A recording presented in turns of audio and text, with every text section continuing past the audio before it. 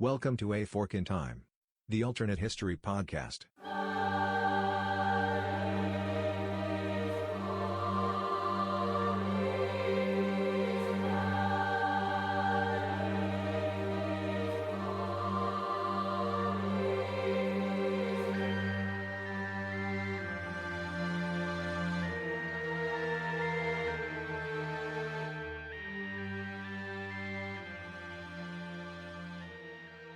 December 7th, 1941, described by American President Franklin Roosevelt in his address to Congress the following day as a day that would forever be remembered and live in infamy.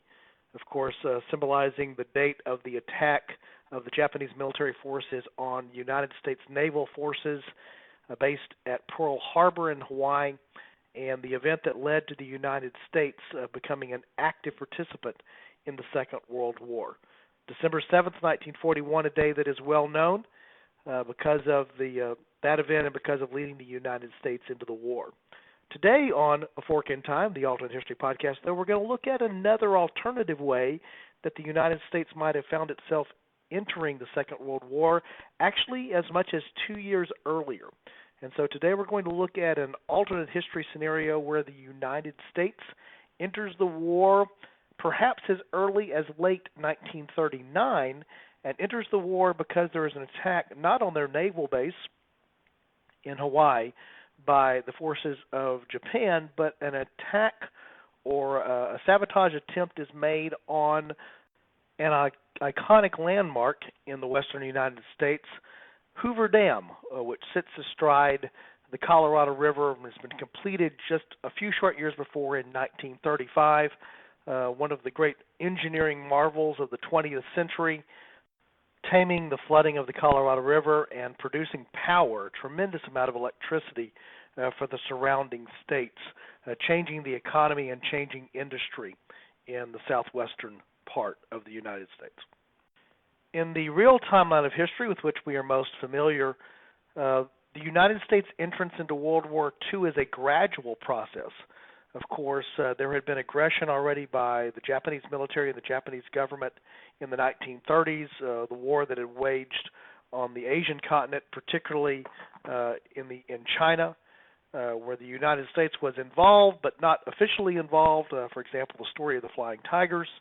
And then, of course, the war rages in Europe beginning as early as September of 1939 with the German invasion of Poland, the subsequent invasion of other territories, some of the Scandinavian countries, the invasion of France, and eventually the expulsion of the British Expeditionary Force from the continent, of course, the famous retreat, the rescue there at Dunkirk that allowed Germany to have complete control over most of continental Europe, creating what is sometimes known by historians as Fortress Europe. The United States was indirectly involved in the war through what was known as the Lend-Lease program. This is where they made armaments, aircraft, other types of things available to the British government under the condition that they would come and that they would transport those back across the ocean. The United States thus was supplying arms but was not an active participant in the conflicts either in the Asian theater where Japan and the Empire of Japan was exercising aggression against its neighbors, or in the European theater where Germany had done the same with its Italian allies.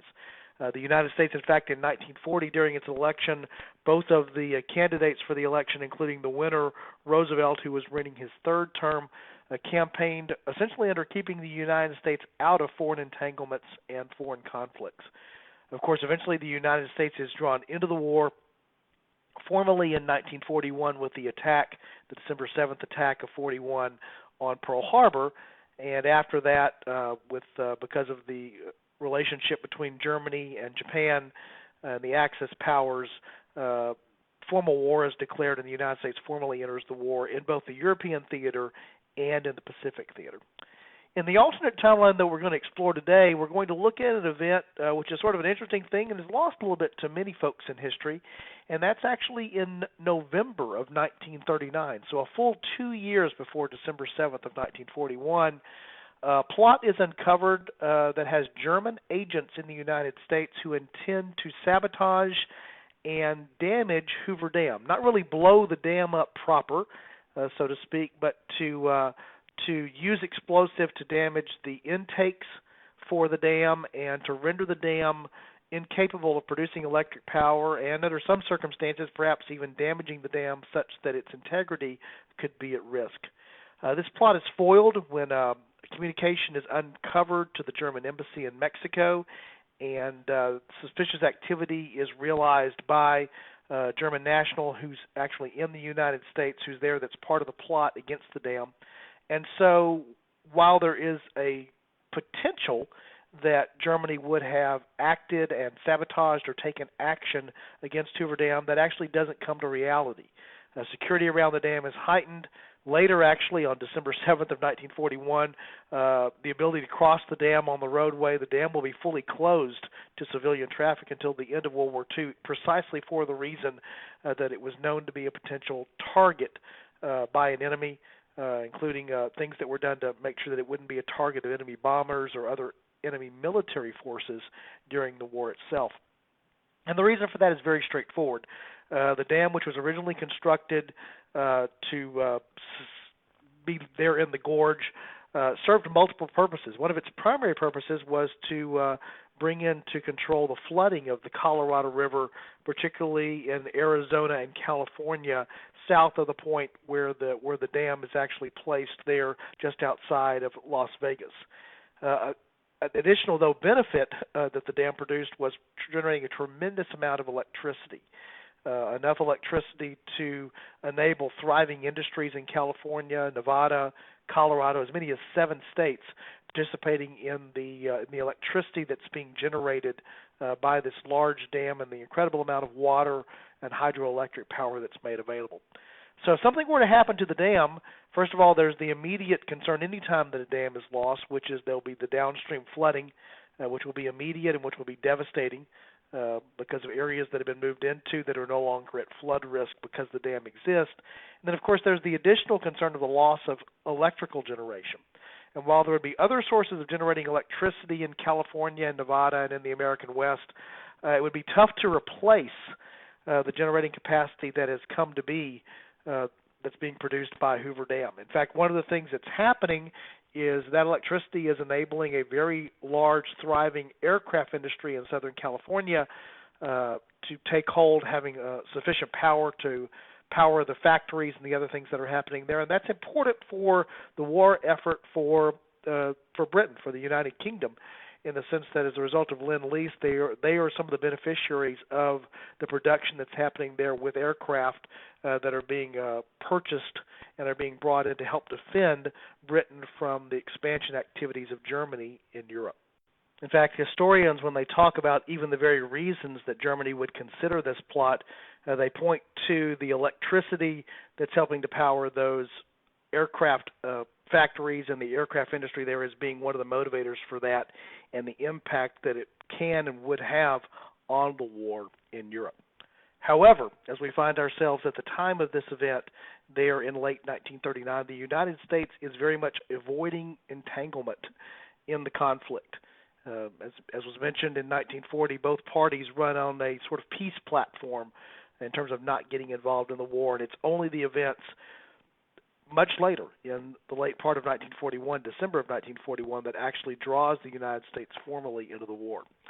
In the alternate history path that we're going to explore today, that we're going to assume that the German agents, the ones who are attempting to sabotage and do damage to the Hoover Dam, are successful, and that the United States is able to prove that this is something that was inspired by and directed by the Nazi government in Germany.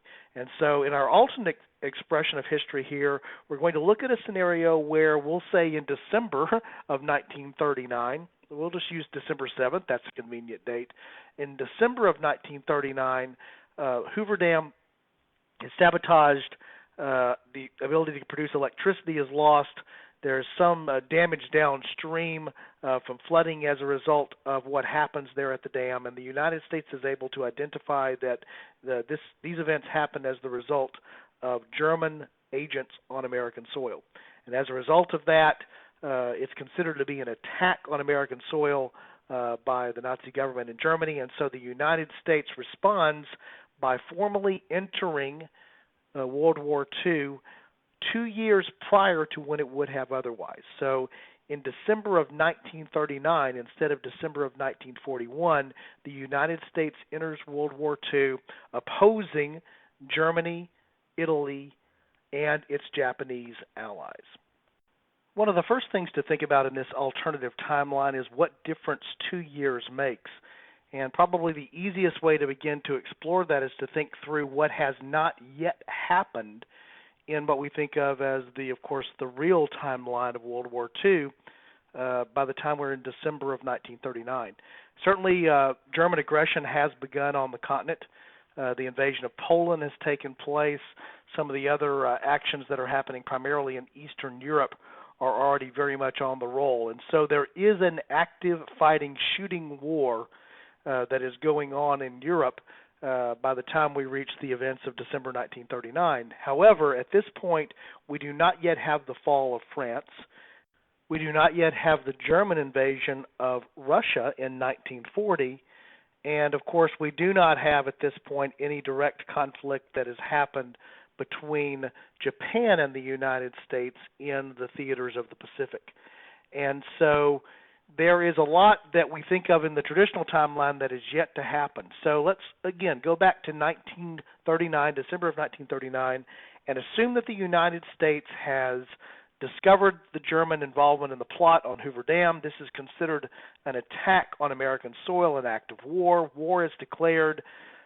Just like in the real timeline, following the declaration of war against Japan, Germany declares war against the United States because of their relationship, the Axis Treaty. In this case, when the United States declares war against Germany, Japan declares war against the United States in support of its ally.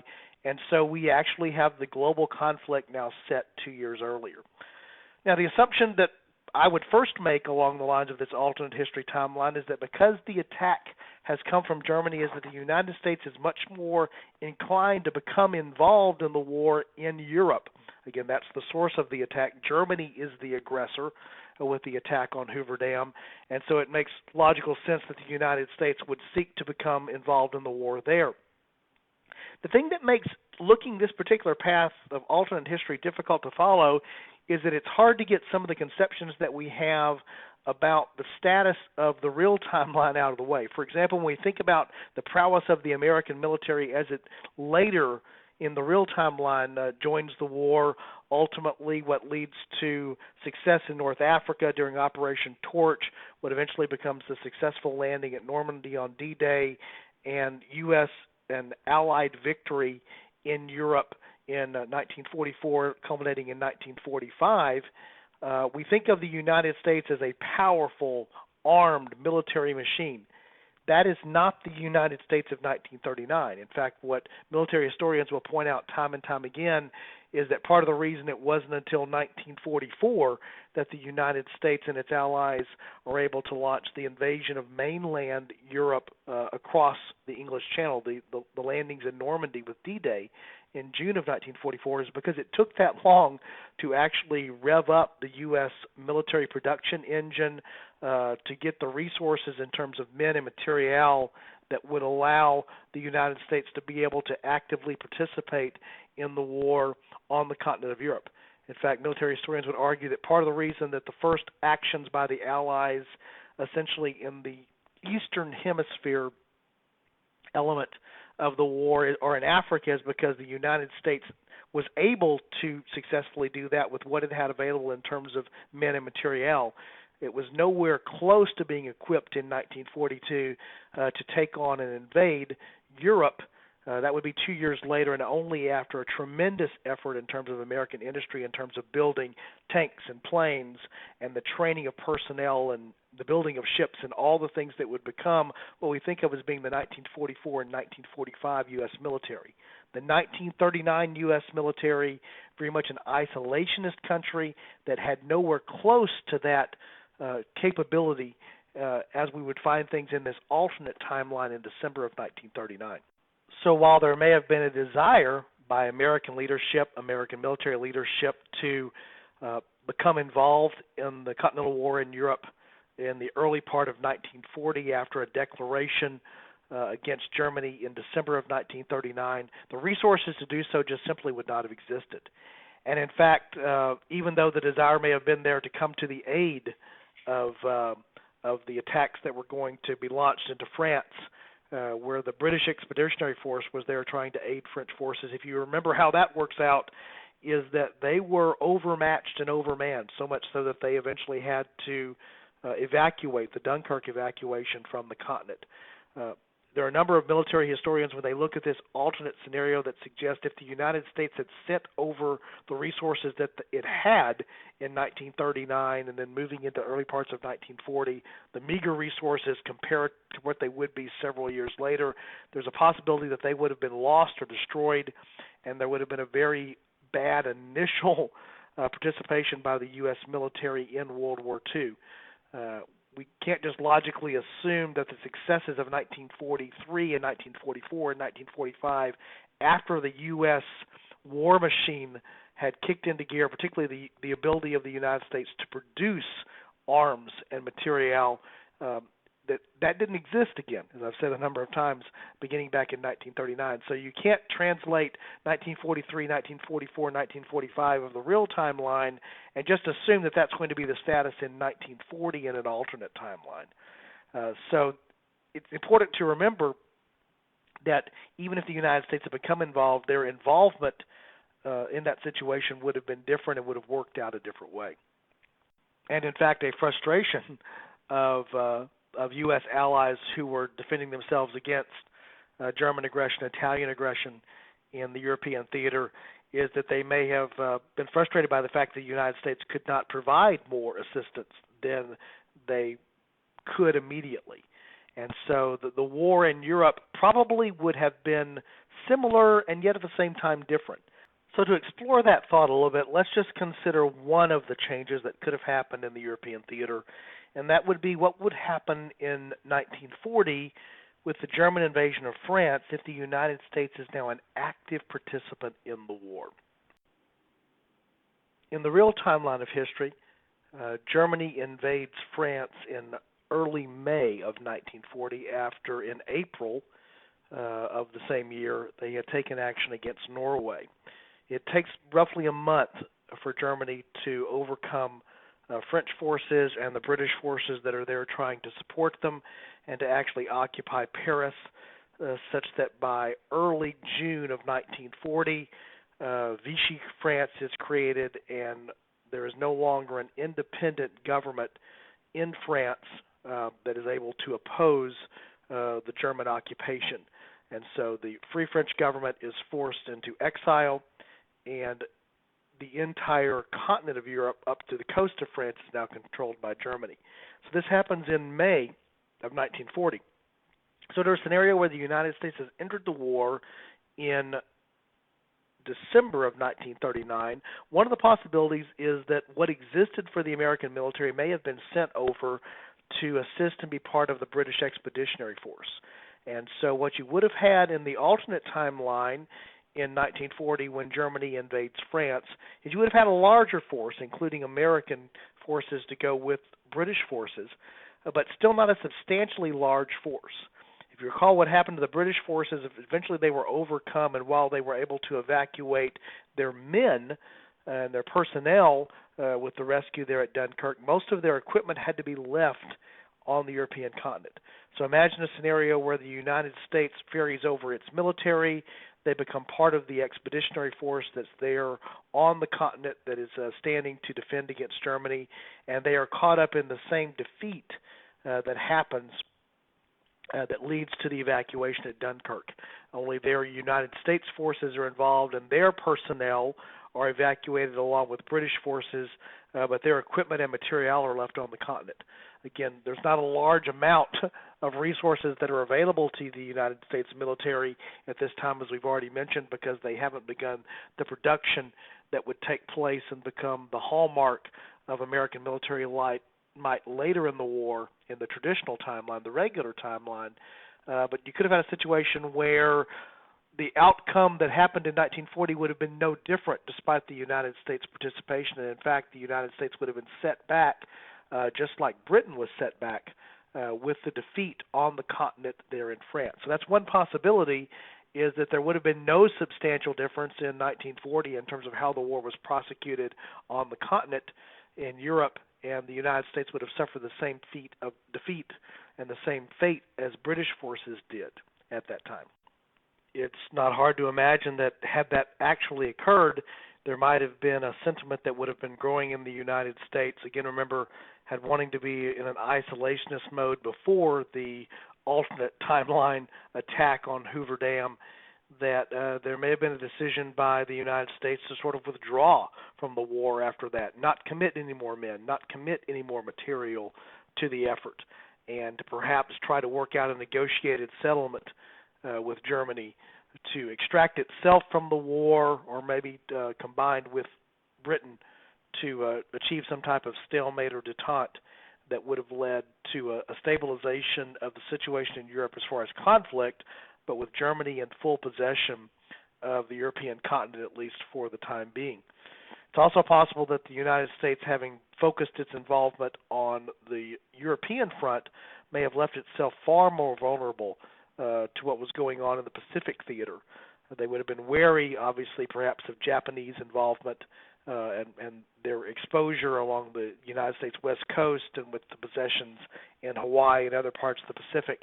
But there would have been perhaps not enough material to fight the war on two fronts. This was an issue in the real timeline, as the United States had to defend itself in the Pacific and actually fought a defensive naval battle in the middle of 1942, 6 months after the start of the war, the Battle of Midway.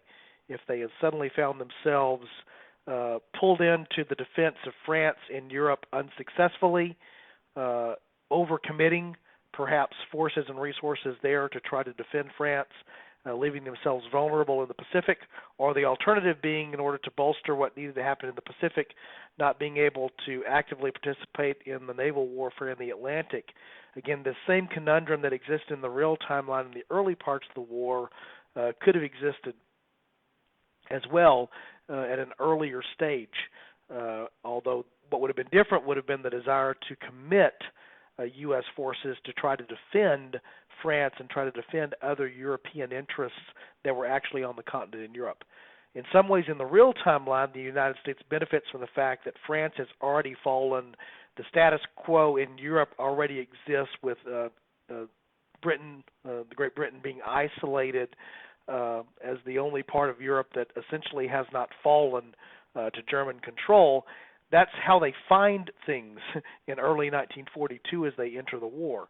That would not have been the case in this alternate timeline. There would have been an opportunity to participate in the defense of France. And while that, I guess, theoretically could have turned the tide, most military historians will tell you that, and this is also borne out by the real timeline of U.S. success in the early part of the North African campaign, that tactically, materially, just experience, and in terms of the new elements of modern warfare that the Germans were bringing, combining blitzkrieg tactics and armor tactics, the United States would later be able to counter these things, but only after suffering defeats and hard lessons. For example, the Battle of Kasserine Pass in the North Africa campaign. So it's not fair to assume, again, this idea that what we were familiar with in 1944 and 1945 in terms of being American success militarily on the continent would have existed in 1940.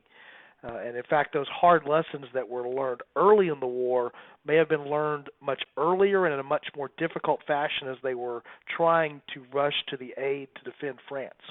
So an early American entrance is not necessarily good news in terms of changing what would have been the fate of France.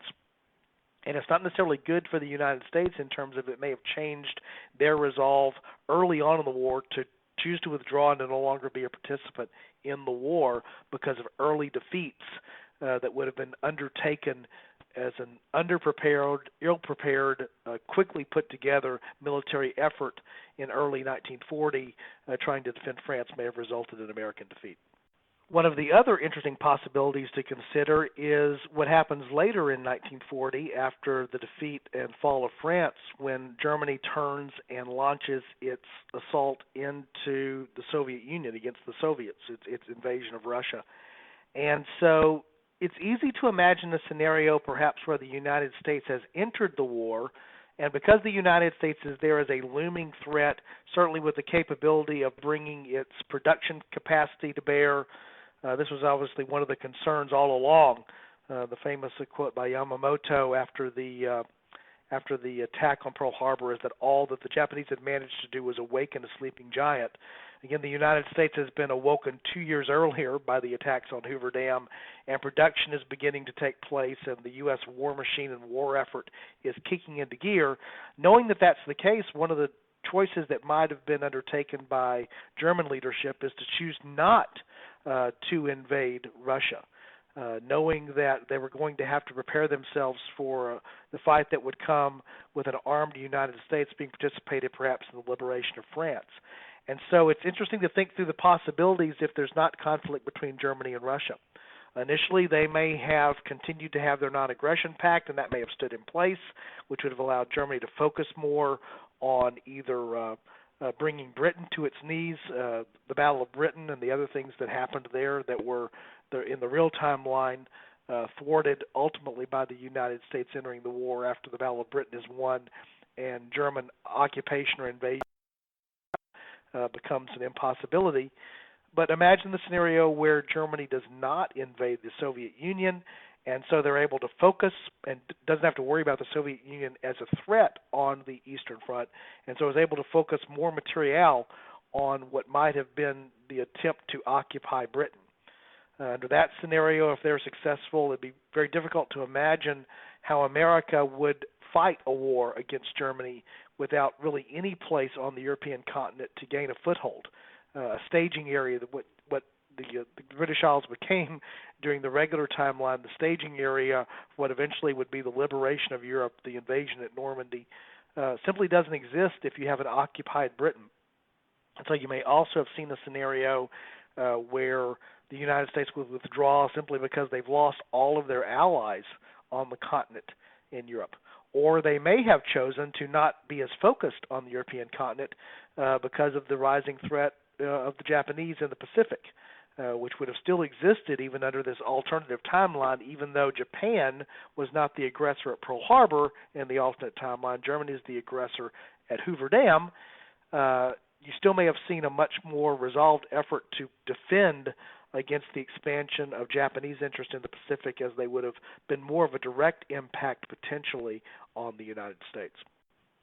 So the number of possible scenarios with respect to Europe is really tough to sort out. You could have had a scenario where essentially what moved into would be a form of Cold War, maybe sort of similar to the U.S.-Soviet Cold War after the real World War II that may have taken place. Now it's a Cold War between the United States, Great Britain, and Germany, with Germany occupying continental Europe, the United States and Britain being enough of a combined factor to prevent Germany from considering further aggression against the actual island of Great Britain because of the United States' ability to support and defend them. But both parties now dug in, and nobody having enough capability to really remove the other because of how things play out. And so you might have seen a scenario where essentially we had a Cold War. It could have lasted for a decade or longer, generations, that comes. It's not the U.S.-Soviet Cold War or the West versus the East as we think of it in the real timeline, but it's between continental Germany and the United States and Great Britain, its ally, opposing them and containing them. Then with whatever happens with the Japanese part of the war, a couple of different possibilities certainly exist there, but that you have a stalemate that ensues. That stalemate may be broken, though, at some point by the Soviets, who have a desire to have more influence in Eastern Europe, and they may have then either tried to take advantage of the situation and launch their own offensive against Germany, or Germany may have turned its interests now even more so to the east, igniting the conflict there. Again, perhaps bringing the United States and Great Britain onto the side of the Soviet Union, which is what happened in the real timeline. But perhaps that takes years and even decades to develop as well. And so you may have had this very unstable sort of triangulation that would have been happening in both politics and military between a very strong, fully continental, fully resourced Germany, the Soviet Union, its large, powerful enemy or ally to the east, perhaps depending at various times, and then sort of the remaining elements of the United States and Great Britain, which are standing opposed potentially to one or both of those powers, and sort of a stalemate exists that would have just set the standard for what things would have been for decades to come. And so under that scenario, we have an unresolved Cold War where World War II is never won by any party. It comes to an end through some settlement or just realization that neither party can defeat the other, and things become a stalemate, and the status quo exists for a number of years. In fact, a number of military historians, when thinking through the consequences of this stalemated Europe, point to the fact that the war at sea, particularly in the Atlantic, could have become a much bigger factor, because the success or failure of the United States to be able to sustain Britain and pressures that would have existed, making it difficult for raw material, for goods, for just common foodstuffs, other things that would need to be imported to the United Kingdom, would make it difficult and would make it even more important for the ability of the United States and others that want to maintain an independent British Isles to be able to control the North Atlantic. And so the war at sea could have been a much more engaged event in the Atlantic, with the issue there being preventing through blockades and through other means material from reaching Britain, or changing the dynamic of getting U.S. forces over to be both either defensive for the British Isles, or to eventually come over and be a staging area to launch a Normandy-type invasion, either earlier or later in the timeline, depending on how long you would think that would take. It'd be much more important to be able to maintain the transatlantic sea routes to be able to do that. Being able to launch an offensive into Europe to free Europe without the existence of the British Isles, if they were to have fallen from the United States, would be an undertaking an order of magnitude more difficult than what was actually done with the Normandy invasion. And so sea power would have become a very important element potentially in this alternative timeline, either for the preservation of the independence of Great Britain, or for the United States to actually be able to be a military influence in the European theater in the long term, by being able to transport its troops and its material out across the Atlantic. Much of that discussion is about the military outcome of an early U.S. entrance. It's important to think about what the 1940 U.S. presidential election may have looked like in a scenario where the United States had declared it was under a war footing. It's probably likely that Roosevelt would have gained re-election because the nation is at war, but what would have happened if there had been the defeats that I've mentioned here before of American expeditionary forces in Europe in the early part of 1940, and then the backdrop of the American election after that, where you may have seen the rise of a candidate, a peace candidate, who was elected solely on the basis of withdrawing American involvement from this European affair, realizing that there had been the attack on Hoover Dam by the Germans, but realizing that that's not a worthy situation that needs to have the full involvement of the United States in a military conflict across the ocean. And so you could have seen a scenario where there's a very brief U.S. involvement. The timing of the election then results in and leads to the United States having a change in leadership, a change in sentiment, and a withdrawal. And again, now, instead of what eventually happens in the real timeline, the United States coming to help liberate France and to put things in the balance of the allies in Europe, the United States is sitting on the sideline. And so again, that stalemate that I've mentioned before continues, only with the United States not as a willing participant. And so that could last for decades as well, until there's a change in sentiment, and or what happens with the Soviet involvement with Germany under this different scenario, and what's happening in European politics. So as you can see, the earlier entrance of the United States into World War II doesn't necessarily mean the same result In fact, it can be argued that the earlier entrance actually produces a less favorable result ultimately for the United States and for the Allies, because the pressure and timing of the entrance would have forced them into being more involved in the defense of Europe versus the ultimate mode that they found themselves in, which was the liberation of Europe. And so the fact that we look at December 7th, 1941, and the aggression by Japan as being the motivation for the United States becoming involved in the war is very different than a scenario where we would have been looking perhaps at December 7th, 1939, with the United States becoming involved as the result of a German sabotage attack on American soil in the form of Hoover Dam. So once again, thank you for joining the podcast today here on A Fork in Time. Just remind you that we do have our website, which is a place to provide us feedback on the podcast. There you can find links to all the past episodes. You can find ways to give us commentary on the episodes, suggest topics, and, of course, connect to our Patreon page if you're inclined to support the podcast financially. All of that can be found at www.aforkintimepodcast.com, and we look forward to hearing from you and just knowing what's going on, whether you're enjoying what we're doing or whether you'd like to see us move in other directions. The best way to help provide your feedback to what we're doing is found there on the podcast. So this is Don Shelley, your host, signing off for this episode of A Fork in Time. Hope you'll join us next time. Thanks.